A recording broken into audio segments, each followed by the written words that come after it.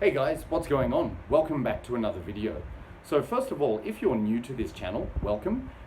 If you're not, you may see a lot of changes in my backdrop and my appearance, so I'll just explain that briefly. Some of you may know that I've just moved recently, so I've moved house, so this is a completely different room. This is my music room now, and also my hair looks different, just because in this room it's very hot where I am. I only have a fan, so I've tied my hair back so it's not blowing in the wind, even though that would probably be very metal. But anyway, so what I'm doing today is I'm here for a contest entry, or more accurately a thread response, because the contest has closed.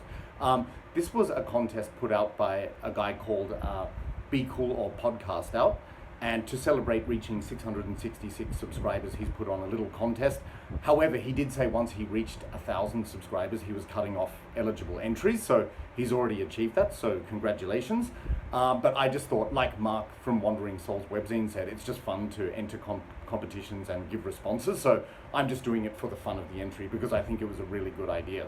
So what he's asked us to do for this contest or my thread response, I'm not going to win a prize, is select 2 albums, because the concept is 666, select 2 albums from when we were aged 6, 16 and 26. So total of 6 albums, it's all about 6.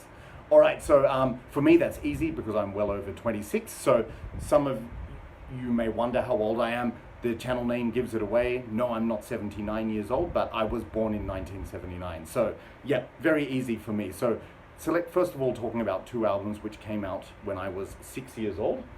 First of all, this is Possessed with 7 Churches. So most of you will know this was a very important, influential album.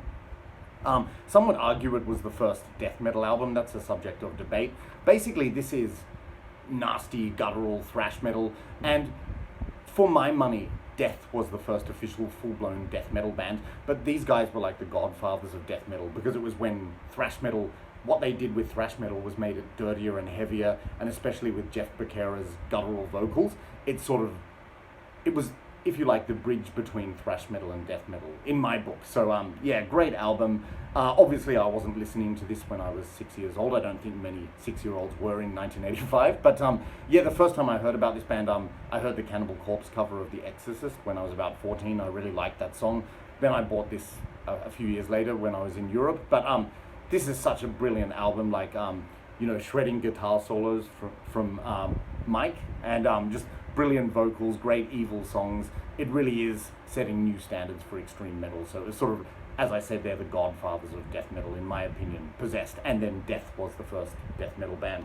But yeah, so many great tracks on this. Pretty much all of them. I love them all. So The Exorcist, Pentagram, Burning in Hell, Evil Warriors, 7 Churches, Satan's Curse, Holy Hell, Twisted Minds, Fallen Angel, death metal. You just can't go wrong. Flawless album, very influential.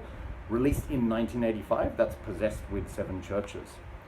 Okay, so the second album I'm talking about from 1985, when I was 6 years old, something a bit different. This is Kiss with Asylum. Yep, so this album came out in 1985 as well. For those of you who know me, I'm a huge Kiss fan. They're my favorite rock band. Also, I wasn't listening to this when I was 6 years old, but I actually discovered Kiss quite late, to be honest. But yeah, I just love this album. A lot of their 80s albums get overlooked, and it's a damn shame because they have some really great songs, and this album is no exception. It's one of my favorite albums from the 80s. I'm going to rank 70s and 80s Kiss albums eventually.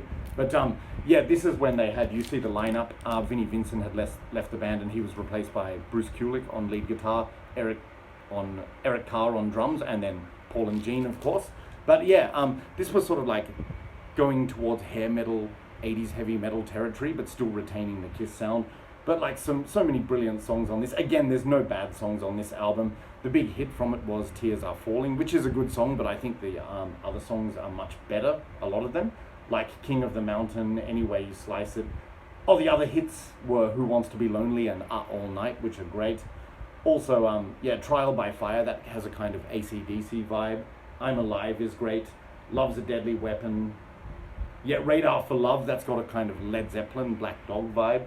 Secretly Cruel is a good song. I've just mentioned all the songs on the album. So, brilliant album. Do not overlook 80s Kiss because it's brilliant. So that's Kiss with Asylum.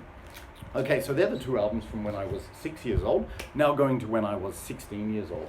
Okay, so first of all, So the year was 1995. This is Deicide with Once Upon the Cross. So yeah, I was 16 years old when this came out in 1995. I actually bought it on the year of its release because I was already a fan of Legion. And then I got this, and this album I just listened to obsessively, repeatedly during that year. I was in year 11 or grade 11, however you say it, at school. But yeah, this was a big part of my life at the time. And it's not one of my favorite Deicide albums, but all Deicide albums are good. My favorites are Legion and the first one, the self-titled, but this was brilliant, brings back so many great memories. This was when the band was still very brutal, but going in a more groove-oriented direction, writing catchier riffs, but brilliant stuff. Every song on this album, again, is good. It's a flawless album, and it's nostalgic for me for when I was 16 years old. So this was one I actually got at the time of its release. So yeah, Deicide, Once Upon the Cross. Okay, and the other album I'm going to talk about, there are so many black metal albums I could talk about because I started to get into black metal properly when I was 16 years old, 15, 16, so 94, 95. So this is Darkthrone with Panzerfaust. So I was thinking, should I choose Storm of the Light's Bane? But this was a band which was a lot more influential on me at the time. Yeah, this is a great album, so everyone knows, one of the most legendary bands in the Norwegian black metal genre. And this album was where they changed direction a little bit because this album is sort of paying tribute to Celtic Frost. So there's a lot of chugging, thrashy riffs, but still retaining elements of the Transylvanian hunger approach with the haunting vocals and everything. But the vocals are just totally tortured and screamy. In some songs, like that song Triumphant Gleam, it sounds like Nocturno Culto is vomiting almost. But yeah, so many brilliant tracks. En Vindavzorg is in the vein of Transylvanian hunger. Triumphant Gleam, as I said, some chugging riffs in that, great. The Hordes of Nebula is that plodding, haunting song, it's great. Beholding the Throne of Might has a good chugging riff as well. Yeah, every song on this album is great again. And then it ends with that weird sounding, unusual but great atmospheric outro, which is called Snør og Granskog, I think. Yeah, but yeah, brilliant album. And this marked a change in their direction, as I said. But I think it's underrated. Most people look at the 3 albums prior to this, but I also love this album. So Darkthrone, Panzerfaust, released in 1995. When I was 16. All right, now moving to the year 2005 when I was 26 years old. First of all, Obituary, Frozen in Time. So this came out when I was 26, the year was 2005. This was an interesting album for the band because it marked their reunion, their return. I think after Back from the Dead, that's when they had unofficially retired and people thought the band was finished, I think, or they weren't sure when they were going to come back. But I think what they did was they just took a break because they wanted to start families and take some time out, that kind of thing. But this was a great return to form, like so sludgy, so heavy, that classic Obituary sound, and also introducing a little bit more groove to the music, like that song Redneck Stomp. The intro is great. On the Floor is fantastic.